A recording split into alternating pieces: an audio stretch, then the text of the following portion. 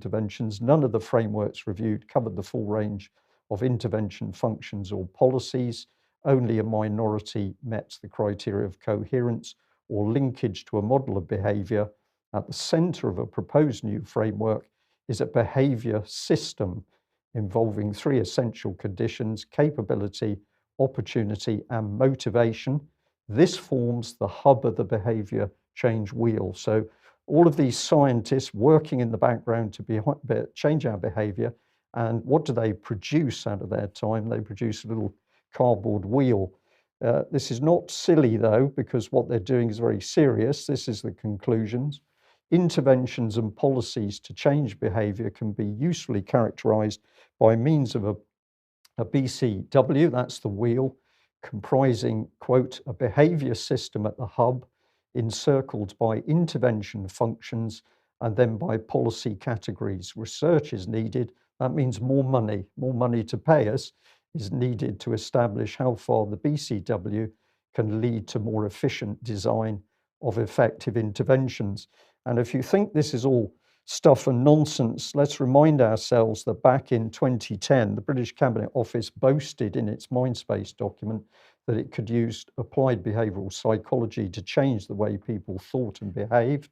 And it gloated that they wouldn't know their behaviour had changed, or if they did, how it had been changed. And Alex, if you can still hear us okay, I'd just like to ask for your opinion. We are seeing that this applied behavioural change agenda is everywhere within the British government. Nobody is immune from it, including the politicians themselves. So the people controlling this policy must be the people who now hold power and can influence, can wield that power within the British government. Well, yes, of course, because the means of logically profiling and priming people, then you even get to select those who think that they got into the civil service or into academia through their own excellence and aptitude. It may be that they were already pre-funneled to be not only good at their job, but of a particular personality type. And if you read mid-century material from the 30s and 40s, 3 books written by William Sargant, Sargant, with no E in the surname. The Mind is the best known, but there were 2 follow-ups that can be found as PDFs on the internet. You will see that the National Health Service and the government, the service at the time in the 50s and 60s, was inordinately interested. And without going too deep for lunchtime news, I would just say that particular arcane societies were already talking in the first half of the 20th century, if not before that, about selecting the kinds of people that were necessary to fill the roles of administration. So yes, if you have this insight, you can run with it. It's very reminiscent of Scottish government's well-being agenda as part of the failed but still continued named person policy, because what were social workers given there to play with? A well-being wheel, since exported to the Netherlands. And Alex, we'll just add to that. Of course, it was the UK column back in 2011 that highlighted that Sarkozy's neurological and psychology expert, Olivier Willier, was working with the Cabinet Office in UK. This was all facilitated by the Franco-British Council. And this was to build a joint Franco-British system of applied behavioral psychology to get policy in. So that was done in partnership with the French.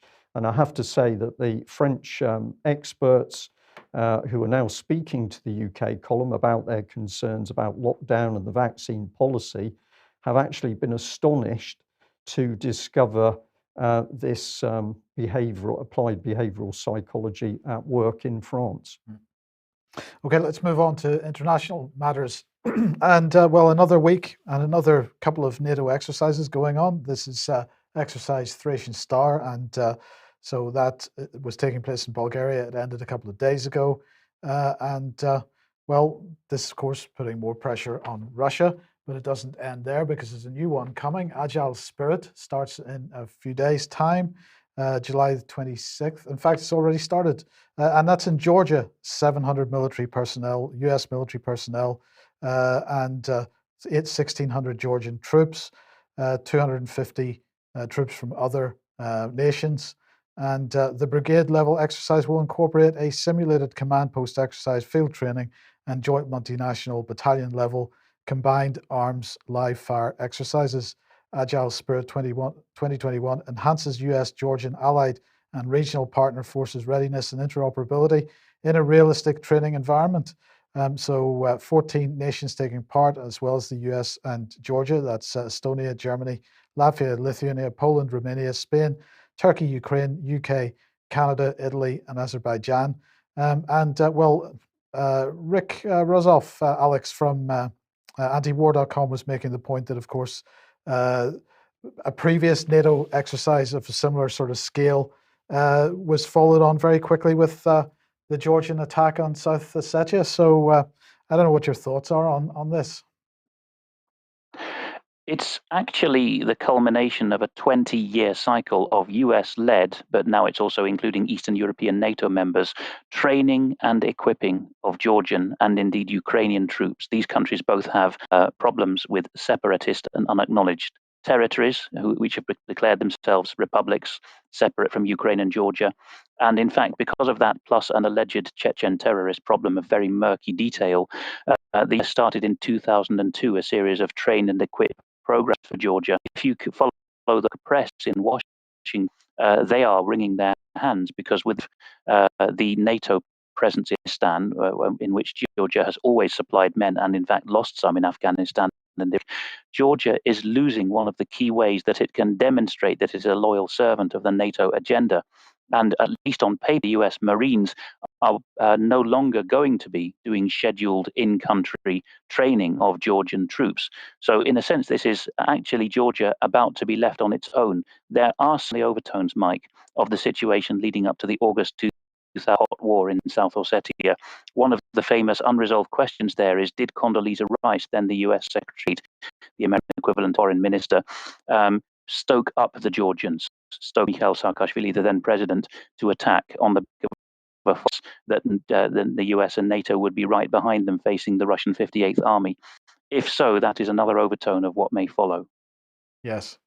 Okay, thank you for that, Alex. And well, I don't know, when was the last time there was a terrorist incident on a ferry, Brian, in the UK? I mean, a UK-based ferry. I honestly can't remember. I know that fairly recently they were doing exercises on ferries, but when there was an actual incident. Well, not only have they been doing exercises on ferries in the past, but we've now just set up a new treaty between ourselves and the French to deal with security on cross-channel ferries. So this is Dominic Raab. He and Priti Patel have agreed a new maritime security treaty between the UK and France.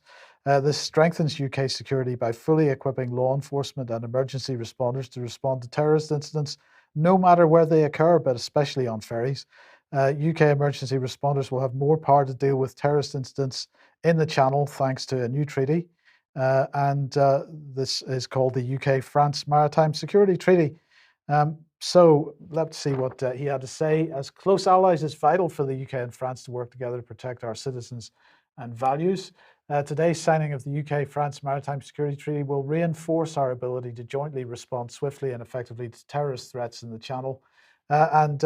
So there we go. We've all got to be worried about traveling to France on the boat. It's fascinating, isn't it? At the moment, we can't control borders in that we've got people crossing the Channel and simply arriving in UK. The government can't get to grips with that. People coming into UK in small rubber boats or part of the way in boats and swimming ashore. But we can go onto the ferries to make sure those nasty terrorists aren't going to be on the holiday ferries. Yes. Yes, indeed. Okay, well, if you like what the UK Column does and you would like to support us, then please head over to ukcolumn.org/community. And there are options to help us out there. That would be very much appreciated. But also do share our material on the platforms that we're still on. Twitter and Facebook still on there for the moment, but certainly on brand YouTube, Rumble, BitChute, and Odyssey as well. Yes, and yes, another quick advertisement for the Doctors for COVID Ethics Symposium, which is being hosted by the UK Column. It's taking place tomorrow and Friday from 5 p.m. to 10 p.m. You can watch it on ukcolumn.org/live. UK Column members, of course, can also watch it on the members live page and take part in the chat box as well. and I'm sure somebody will be watching that. But do come along and watch that if you possibly can. Some fantastic people taking part in that. Of course, Sucharit Bhakdi, Professor Michael Palmer, Wolfgang Wodarg, Catherine Austin-Fitz, Mike Yeadon, and a whole host of others taking part in that. It's going to be a spectacular event. But one thing we are going to say is we've decided that we won't do a news program on Friday in order to make room for this, but it's going to be 10 hours of fantastic content. And I think we can say again that we are extremely pleased that we've got another section of professional people with the confidence to come to the UK column in order to help get their message out. So we're going to say back to those doctors and experts, thank you very much for coming to the UK column. We appreciate it, and well, really it's what we're here for, which is to get the information out that other news sources won't. Now, many people often say to us, how do we do things? If we're challenging the system, how do we actually do it? I was sent this little video clip, let's just have a look at the still, by a number of people, and it's very simple. It's a lady who's at a cafe or something, but she's having a conversation with an NHS vaccine team, and in the conversation, she quietly tells the NHS team what they don't know. So have a listen to this clip. You will have to pay attention to what the NHS lady says. The video, the audio is down a little bit, although we have tried to edit that. But this is a very, very important little clip. Let's watch and listen, and then we can discuss it a little bit. Okay, so sorry, I just jumped in there. Sorry, I was a bit presumptuous. Let's start again. No, don't worry, no. Okay, right. Hello, I'm Carol. Hi, Carol. Mrs. Casal, hi. I was just calling to discuss your COVID vaccination plans and to get some feedback as to where you are with your decision making and if there's a specific reason that you haven't gone ahead with your vaccine yet. Absolutely. Looking at the yellow card system, which you're saying that you're unfamiliar with, which I think actually... Do you work for the NHS? I do, yes. Yeah, so the fact that you're actually ringing me to discuss a vaccine, but you're not aware of the system, the government system that I can then go into if I had an adverse reaction, I think is quite unbelievable, to be honest. The reason why I'm declining the vaccine is because it's not a vaccine, it's still in the experimental stages, and there have been thousands upon thousands upon thousands of adverse reactions. Completely understandable. Yeah, and I really suggest as an NHS worker that before you ring anybody else to discuss why they're not actually having the vaccine or where they are, that you actually find out about the yellow card system and have a look at how many people have died and how many people have had horrendous adverse effects. Honestly, I'm going to be raising this with my boss the minute I put the phone down from you, because, yeah, like you say, if it's important, I need to know about it. It's extremely important. I agree with you all. It's on the government website. It's on the government website, so... And only 1% get reported. It's not hidden, and it's known, the MHRI, is it? MHRA. They say that only about 10% of people actually report any adverse reactions. 1%, isn't it, with that route? So when you look at the figures and think that that's only 10% of people actually logging their adverse reactions, it's quite scary. So I'm scared to take the vaccine. It's not a vaccine, it's a government trial, and I really don't want to be part of any trial. There is a treatment called ivermectin. There is a British scientist called Tessa Lawrie that is fighting tooth and nail to get ivermectin licensed in the UK, but unfortunately she's being censored every which way possible because there's no financial gain for anybody. So I think it would be brilliant, Carol, if you, one, had a look at the yellow card system on the government website, and two, have a look at Tessa Lawrie's website and research ivermectin, because it is a much safer option, and it would be lovely if the NHS started ringing people up and informing them about the other options that are out there rather than just the vaccine.